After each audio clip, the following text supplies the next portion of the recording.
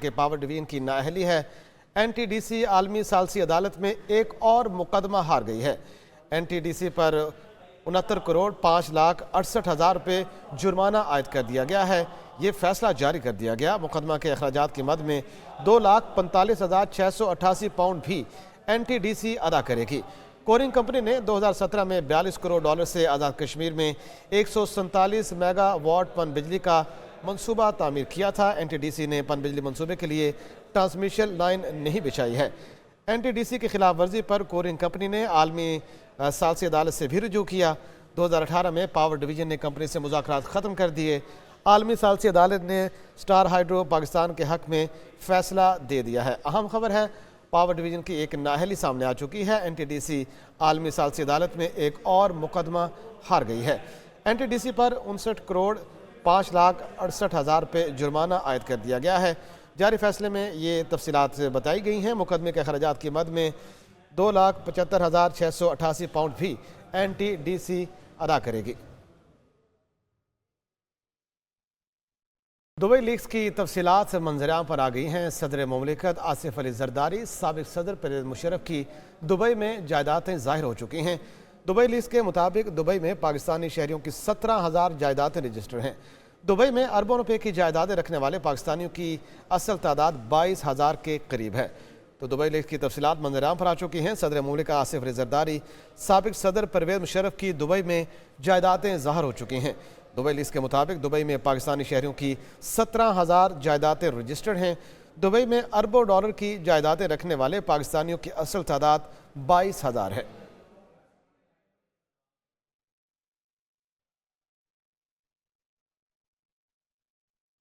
Dubai میں غیر ملکیوں کی 389 ارب ڈالر کی جائیدادیں ہونے کا انکشاف ہوا ہے۔ جائیدادیں رکھنے والوں میں پاکستانیوں کا دوسرا نمبر ہے، جنہوں نے 11 ارب ڈالر کی جائیدادیں خریدی ہوئی ہیں۔ پراپرٹی لیکس میں دنیا کی کئی سیاسی شخصیات، حکومتی اہلکاروں اور ریٹائرڈ سرکاری افسروں کے نام شامل ہیں۔ نیا مالی سکینڈل دبئی ان لاکڈ بے نقاب۔ دبئی میں غیر ملکیوں کی 389 ارب ڈالر کی جائیدادیں ہونے کا انکشاف۔ ڈیٹا لیک میں پاکستانیوں کو دبئی کے مہنگے ترین علاقوں میں بطور پراپرٹی مالکان ظاہر کیا گیا، جن میں دبئی میرینا، ایمریٹس ہلز، بزنس پے، پام جمیرہ اور البرشا شامل ہیں۔ دبئی ڈیٹا لیکس کے مطابق دبئی میں رہائشی جائیداد کی خرید و فروخت میں عالمی سطح پر پاکستان کا چوتھا نمبر ہے۔ 17,000 پاکستانی شہری دبئی میں رہائشی املاک کے مالکان کے طور پر ظاہر کیے گئے۔ 17,000 پاکستانیوں میں صدر آصف زرداری کے تینوں بچوں کے نام شامل ہیں۔ ان کی دبئی میں 2 جائیدادوں کا ذکر ہے۔ اسی طرح سابق صدر مرحوم پرویز مشرف کا نام بھی فہرست میں شامل ہے۔ جنرل ریٹائرڈ قمر جاوید باجوہ کے بیٹے سعد باجوہ کا نام بھی فہرست میں شامل ہے۔ سابق وزیر اعظم شوکت عزیز بھی فہرست کا حصہ۔ حسین نواز بھی دبئی میں جائیداد کے مالک۔ وزیر داخلہ محسن نقوی کی اہلیہ بھی جائیداد کی مالک۔ وزیر اطلاع سندھ شرجیل میمن اور اہلیہ کے نام بھی فہرست میں شامل۔ سینیٹر فیصل وابڈا، شیر افضل مروت، فرحت شہزادی اور فرح گوگی کا نام بھی پراپرٹی لیکس میں شامل ہے۔ ڈیٹا میں پاکستانیوں کی جانب سے ریل اسٹیٹ سیکٹر میں کل سرمایہ کاری کی مالیت 12.5 ارب ڈالر بتائی گئی ہے۔ دبئی لیکس کی تفصیلات منظر عام پر آ چکی ہیں۔ چیئرمین پیپلز پارٹی بلال بھٹو کے ترجمان ذوالفقار علی بدر کا کہنا ہے کہ بلال بھٹو اور آصفہ بھٹو کے ملکی اور غیر ملکی تمام اثاثہ جات ڈکلیئرڈ ہیں۔ اثاثوں کی تفصیلات الیکشن کمیشن اور ایف بی آر کی ویب سائٹ پر موجود ہیں۔ بلال بھٹو اور آصفہ بھٹو نے جلا وطنی میں پرورش پائی ہے، جس سے سب واقف ہیں۔ بدنیتی پر مبنی کیس کی کارروائی کو مشاورت کے بعد چیلنج کیا جائے گا۔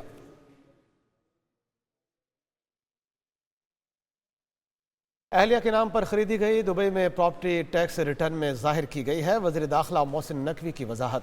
ایکس پر بیان میں کہا کہ بطور نگران وزیر اعلیٰ پنجاب الیکشن کمیشن میں جمع کرائے گئے گوشواروں میں بھی ظاہر کیا گیا ہے۔ یہ پراپرٹی 1 سال پہلے فروخت کی گئی تھی اور حال ہی میں اس رقم سے ایک نئی پراپرٹی خریدی گئی ہے۔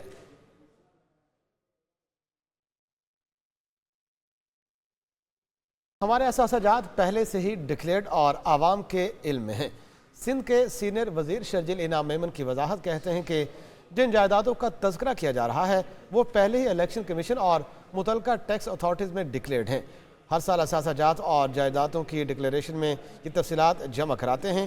یہ کوئی نئی بات نہیں ہے، پہلے سے سب کچھ عوام کے علم میں ہے۔ دبئی ان لاکڈ یہ ایک فرمائشی پروگرام ہے۔ اسٹیبلشمنٹ اور سیاستدانوں کے نام اس کی فہرست میں شامل کیے گئے ہیں۔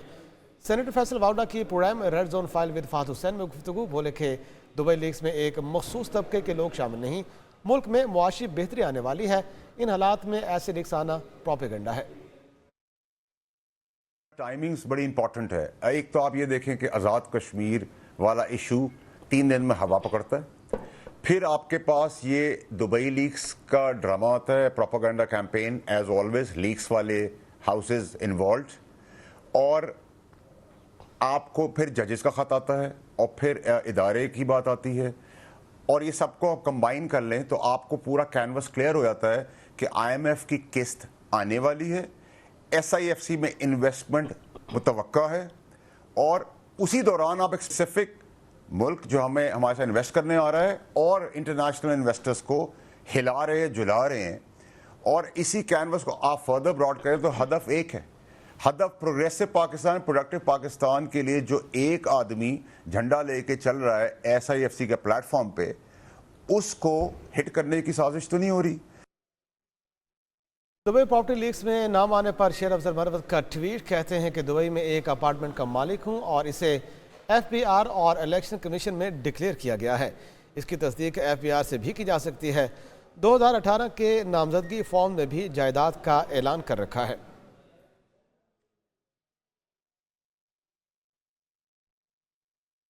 खबर आपको दें कि दुबई में पाकिस्तानियों की 11 अरब डॉलर नहीं जबकि 20 अरब डॉलर की प्रॉपर्टी है। साबिक चेयरमैन FBR शबर जैदी की प्रोग्राम एक पाकिस्तान में गुफ्तगू, कहा दुबई में 17,000 पाकिस्तानियों की नहीं 20,000 पाकिस्तानियों की जायदादें मौजूद हैं। पाकिस्तानियों के 1 से 50 मिलियन डॉलर बैरून मुल्क बैंकों में पड़े हुए हैं। निकाल लेता हूँ, आपकी गुफ्तगू के दौरान निकाल लेता हूँ। बात सुन लो पूरी यार, मैंने लिखा है, this is the happiest day for me, I was waiting it for long, the estimate of 11 billion is not correct, my estimate is 20 billion rupees, and my advice to Pakistanis is earn honestly, pay taxes and sleep calmly in Pakistan, don't go to Dubai. अच्छा, बिल्कुल ठीक, पढ़ लें आप। यानी ये 20 अरब कहा ना आपने सर, के 20 मिलियन बोला आपने? 20 अरब डॉलर्स के, यानी कि जो एस्टिमेट लगा रहे हैं ये दुबई लीक्स वाले, उससे भी 9 अरब जो है वो ज्यादा है सर। ये नहीं, वो तो देखें, पाकिस्तानियों के एसेट 150 बिलियन के आसपास जो है बाहर पड़े हैं, वो सबको पता है, इसमें कौन सी रॉकेट साइंस है। 150 बिलियन डॉलर्स? जी। हमारा तो कर्जा इससे कम है जो हमने देना है पूरी दुनिया का। एक समरी इसाक डार साहब ने प्रेजेंट की थी कैबिनेट में जी, उसमें लिखा हुआ था कि मुझे क्रेडिट लेने वाले ने बताया है कि पाकिस्तानियों के 200 बिलियन डॉलर बाहर पड़े हैं। उसके ऊपर मैंने एक आर्टिकल लिखा था कि डार साहब की फिगर गलत है, ये 200 नहीं है, ये 150 है। अच्छा, आगे बढ़ते हैं। नॉन फाइलर के लिए बड़ा खतरा टल गया है। अदालत ने हुकूमत को नॉन फाइलर की सिमें ब्लॉक करने से रोक दिया है। इस्लामाबाद हाई कोर्ट ने 17 मई तक हुक्म इम्तनाअ जारी कर दिया है। चीफ जस्टिस आमिर फारूक ने मोबाइल कंपनी की दरख्वास्त पर समाअत की। मोबाइल सिम की बंदिश कारोबार के कानून के मुनाफी करार दी गई है।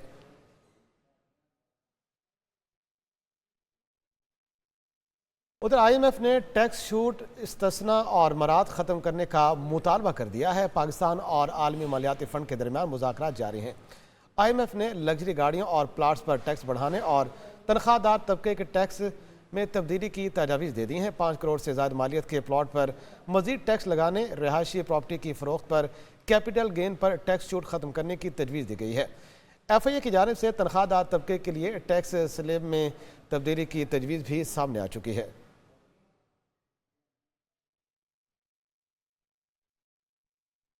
IMF मिशन का ट्रैक एंड ट्रेस सिस्टम के नफाज में खराबियों पर इज़हार तशवीश। ज़राए के मुताबिक टैक्स इंफ्रास्ट्रक्चर और टैक्स एडमिनिस्ट्रेशन FBR और IMF मिशन के दरमियान मुज़ाकरात जारी हैं। IMF मिशन ने ट्रैक एंड ट्रेस सिस्टम के नफाज पर अमल दरामद रिपोर्ट तलब कर ली है। वज़ीर-ए-आज़म ऑफिस को दी गई रिपोर्ट IMF मिशन को पेश कर दी गई है। ट्रैक एंड ट्रेस सिस्टम का दायरा 5 बड़े शोबों में मुकम्मल आयद करने की डेडलाइन दी गई है। IMF मिशन की आइंदा माली साल ट्रैक एंड ट्रेस मुकम्मल इंस्टॉल करने की तजवीज़ भी दी गई है। टैक्स नेट बढ़ाने और टैक्स चोरी रोकने के लिए इस्लाहात के अमल को तेज़ करने पर इत्तेफाक किया गया है। IMF मिशन और FBR हुकाम के दरमियान मुज़ाकरात मज़ीद भी जारी हैं। रेवेन्यू शॉर्टफॉल पुर करने के लिए IMF मिशन को आज प्लान फराहम किया जाएगा। اور ہائی کورٹ کے حکم پر پولیس افسران سمیت 19 اہلکاروں کے خلاف مقدمات درج کر لیے گئے ہیں۔ مقدمے میں اغوا، چوری سمیت دیگر دفعات بھی شامل کی گئی ہیں۔ ایس پی حفیظ بگٹی کو بھی مقدمے میں نامزد کیا گیا ہے۔ ان پر غیر قانونی طور پر شہری پر تشدد کا الزام لگایا گیا ہے۔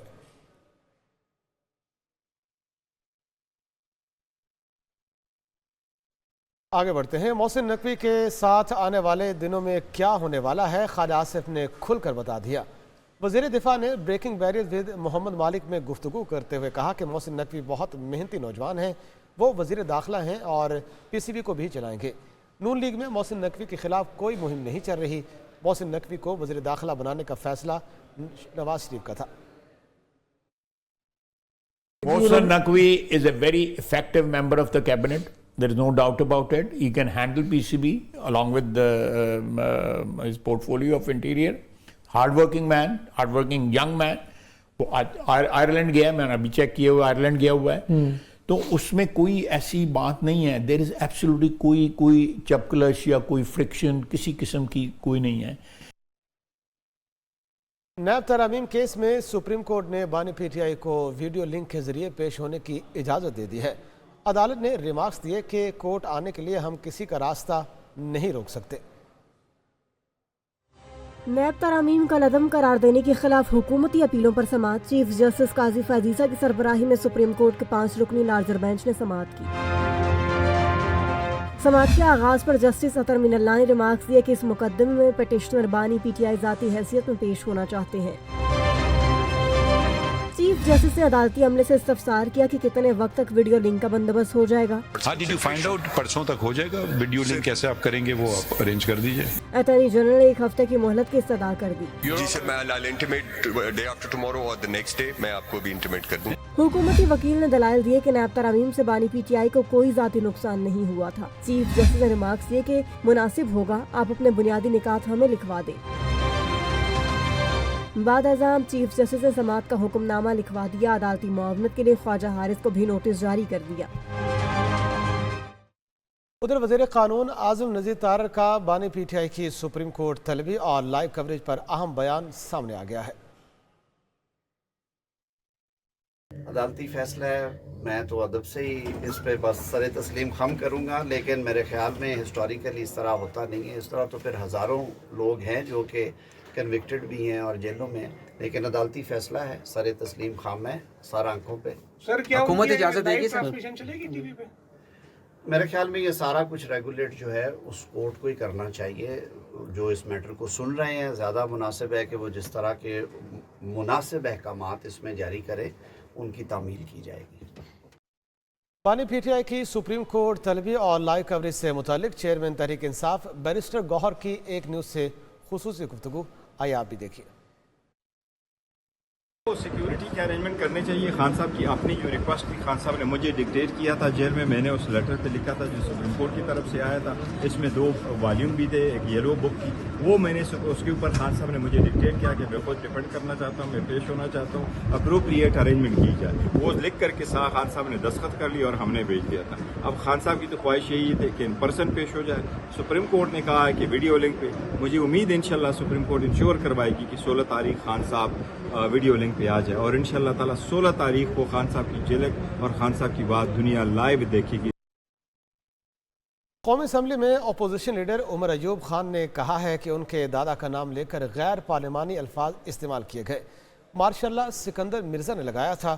انہوں نے کہا کہ خواجہ آصف فارم 47 کی وجہ سے یہاں موجود ہے۔ میری فیملی کا، میرے دادا کا نام لیا اور غیر پارلیمانی الفاظ استعمال کیے۔ جو مارشل لاء لگا تھا جناب اسپیکر، وہ لگایا تھا سکندر مرزا صاحب نے۔ That is a historic fact۔ خواجہ آصف صاحب جو بنترا گئے تھے، یہ فارم 47 کی وجہ سے ریحانہ ڈار صاحبہ سے انہوں نے جناب اسپیکر شکست کھائی ہے، اس لیے وہ بنترا گئے تھے۔ اچھی خبر آپ کو دیں کہ گورنر خیبر پختونخوا فیصل کریم کنڈی نے علی امین گنڈا پور کو کھانے کی دعوت دے دی ہے۔ کہتے ہیں کہ صوبائی حکومت سمیت سب کو عوام کا مقدمہ مل کر لڑنے کی آفرز کی ہیں۔ ہمیں اپنا مقدمہ ہر فورم پر لڑنا چاہیے۔ ہر سیاسی جماعت کے رہنما کے بعد خود جا کر جاؤں گا۔ امن و امان کا کام صوبائی حکومت کی ذمہ داری ہے۔ ہمارے لوگوں نے پہلے ہی بہت سی مشکلات دیکھ لی ہیں۔ खैबर पख्तूनख्वा के आवाम के बाद फ्लोर पर रखूँगा। आज मैं वज़ीर आला खैबर पख्तूनख्वा को दावत देता हूँ कि वो आएँ।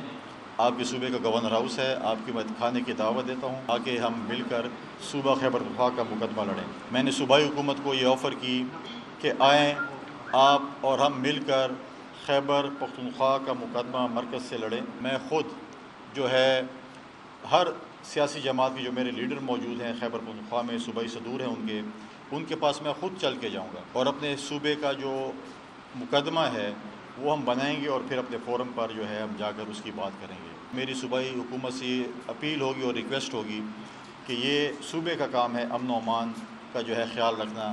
आप अमन व अमान के ऊपर तवज्जो दें।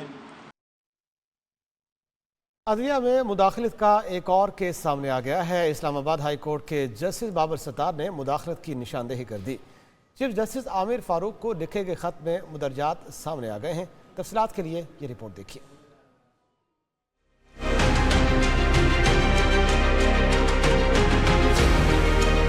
इस्लामाबाद हाई कोर्ट के 6 जजेस के खत के बाद एक और केस। जस्टिस बाबर सत्तार ने भी खत में मुबैना मुदाखलत की निशानदेही कर दी। जस्टिस बाबर सत्तार ने chief justice Islamabad high court justice Aamir Farooq को लिखे खत में इंकशाफ किया। ऑडियो लीक्स केस में इन्हें ये पैगाम दिया गया कि पीछे हट जाओ। सिक्योरिटी एस्टेब्लिशमेंट के टॉप ऑफिशियल की तरफ से पैगाम मिला।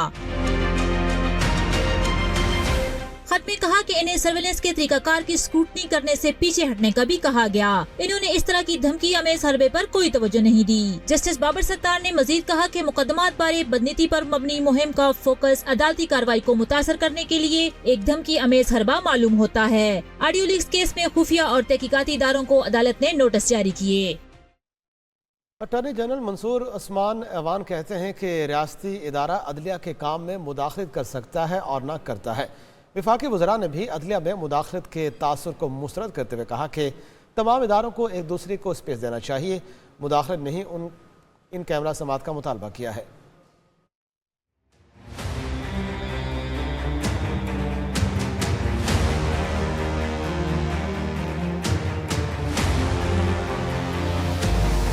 अदलिया में मुदाखलत से मुतालिक एक और के अटॉर्नी जनरल ने अदलिया में मुदाखलत के तासुर को मुस्तरद कर दिया। वफाकी वज़रा कहते हैं खत सियाक़ो सबाक़ से हट कर लिखा गया।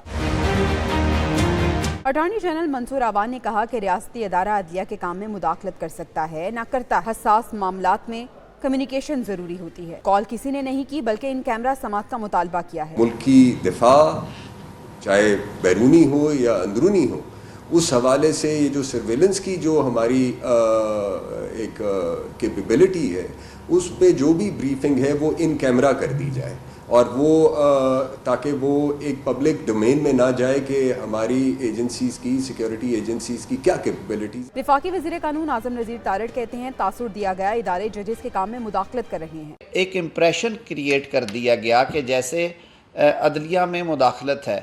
पीछे भी एक ख़त आया 6 जज साहबान का, उनके ख़त के ऊपर गवर्नमेंट ने फौरी तौर पे चीफ जस्टिस साहब की और फुल कोर्ट मीटिंग की हदायत को सामने रखते हुए कमीशन इसलिए बनाया था कि ये दूध का दूध और पानी का पानी हो।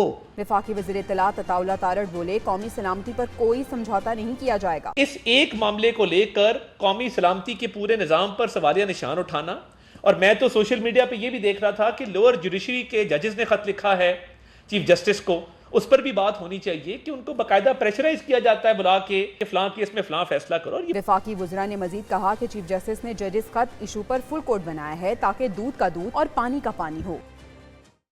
इक़्तिसादी मैदान से आपको खबर दें, पाकिस्तान स्टॉक एक्सचेंज में ज़बरदस्त तेज़ी है और हर इंडेक्स 732 पॉइंट के इजाफे के बाद तारीख की बुलंद तरीन सतह पर पहुँच गया है, जबकि आलमी और मकामी मार्केट में सोने की कीमतों में कमी आई है। कराची से नजीब नाइच रिपोर्ट कर रहे हैं। स्टॉक एक्सचेंज में कारोबारी हफ्ते का दूसरा रोज मार्केट में जबरदस्त तेजी रही। 100 इंडेक्स 732 पॉइंट्स के इजाफे के बाद एक बार फिर 74,000 की नफसियाती हद पार करते हुए तारीख की बुलंद तरीन सतह 74,575 पॉइंट्स की सतह पर बंद हुआ। दिन भर मजमूई तौर पर 387 कंपनियों के शेयर्स में कारोबार हुआ। 189 कंपनियों के शेयर्स की कीमतों में इजाफा, जबकि 178 के शेयर्स की मालियत में कमी हुई।